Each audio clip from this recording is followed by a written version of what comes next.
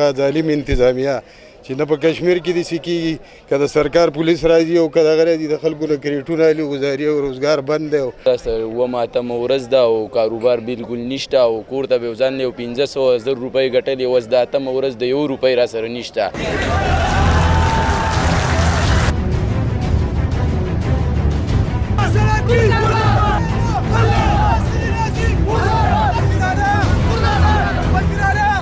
بسم الله الرحمن الرحیم. د سوات نیوز ډاٹ کام مینوالو السلام علیکم. کتونکو په سوات پریس کلب کې موجود یم او د منګورې ښار چې کوم اهم ایشو د هغه نن مخې ته راغلی ده او تقریبا 15,000 کسان چې دي هغه احتجاج کوي د صوبایي حکومت او د کمشنر ملکن ډیویژن خلاف. کتونکو یو نیمه 2 میاشتې مخکې تاسو ته یادي منډای منتقل کېده او د هغې خلاف احتجاج شروع شو. بیا د دې ښار چې ام پی ای دی هغه راغی کشۍ یې راوغسته، بیلچۍ یې راوغسته او هغه منډی هغه کنده یې ټپه کړه او وی چې دا څوک نشي چینج کولی. بدقسمتۍ د لاسه هغه بیا چینج شوه او هغه 15,000 چې کم دیاړیمار دي، کم چې هلته کار کوي، کم چې د ورځې پیسې ګټي او د ورځې خوري، هغه بېروزګاره شو. د دغې خلکو نه به تپوس کوو، د دغې دیاړیمارو نه به تپوس کوو چې هغه څه وایي په دې هکله. زموږ سره راځئ. دا ټول خلک بېروزګاره شوي دي، دا پړیان دي، دا څونه ګاډو والا دي، موږ ټول خپله دغسې بېروزګاره یو، دا سوی مروز دا ګرځو که نه. نو ستا موږ خو دا کوشش کوو چې یاره دې خلکو له ښه ځای ورکړي کې شي چې ټول په روزګار شي. تاسو څه وایئ؟ مونږ خو په خپله باندې پړیان یو، دا اوومه اتمه ورځ ده او کاروبار بالکل نشته او کور ته به یو ځان یو 500 روپۍ ګټلې، اوس د اتمه ورځ د 1 روپۍ را سره نشته، بالکل بې خرچه شوي. موږ له کاروبار نه راکوي نو بیا به موږ غلا ته لاس اچوو، بیا به غلاګانې کوو، ډاکې به کوو، خامخا څه کاروبار به بیا شروع کوو نو چې موږ کاروبار ته نه پرېږدو حکومت. السلام علیکم. زه خو زه امید و یو تمه چې یاره سپرلی به راشي، نو راځئ چې ورشو تماشې ته. خزانوالې باغچې بیا وکړل ګلونه.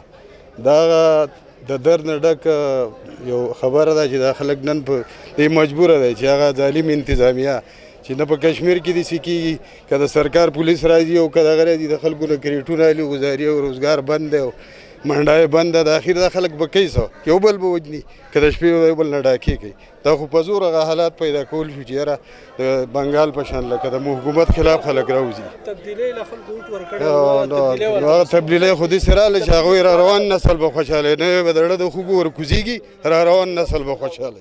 یو خبره چې کومه د اړتیانو د پړیانو موږ تاجر بادرۍ سره تعلق ساتم، یو لکه پیټې ریړۍ والی یم، که منډاهي تختبند ته ځي او که یا وړیګرام ته ځي، نه پکې موږ ته وړیګرام ته پیدا شته، نه پکې تختبند ته شته. زموږ منډاهي زموږ ته په ځای بقایې پاتې شي چې موږ پکې روزګار روان وي.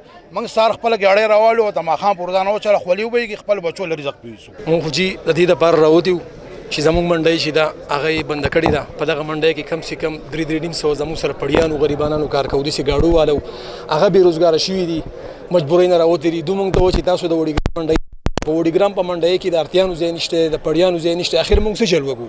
موږ مجبوره شوي وو راوتي وو. زموږ یوه هفته وشوه، نه زموږ څوک خبره مني. زموږ چې کوم سیاستدانان دي ورکړي دي، نن هغه زموږ خواله نه راځي، زموږ خبره نه مني، ایسي زموږ خبره نه مني، کمشنر زموږ خبره نه مني. اخر موږ څه چل وکړو؟ موږ څه ګناه کړی؟ موږ دهشتګرد یو، د پچوالي سره باندې په منډۍ کې لګولې ده. دا کم ظلم دی. موږ په منډۍ کې پوډر خرڅوو، موږ هیروین خرڅوو. موږ خو ستړي شوي یو. که بهرحال زما دا غټه مطالبه ده، که نه کېږي دا غریبانان دي موږ یو ځای ته راغونډ کړي او بس موږ باندې شی لرونکي موږ دې ختم کړي. موږ خپل حق غواړو، مجبورۍ نه راوتي وو. یوه هفته وشوه، موږ ته خپل بچي وږي دي. دا څه کسان چې دا ټولې نه دي، دا مجبوره شوي دي.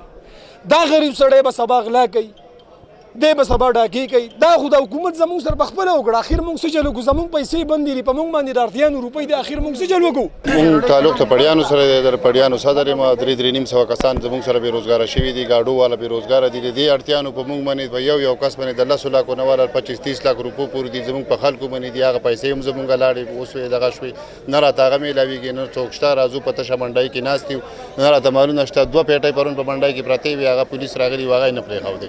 مالونه زموږ خراب شو، څښا شو، دغه شو، کیلې راته خرابې شوې، نور مالونه راته راغه شو.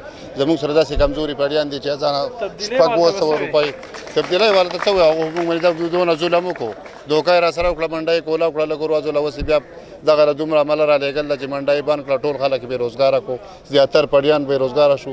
د هغو خو دغه دروازې کماله وه، دروازې به یې ځانه 20-25 پیټۍ واخېستې، په هغې به یې ځانه خپلو بچو له مزدوري دغه کړه.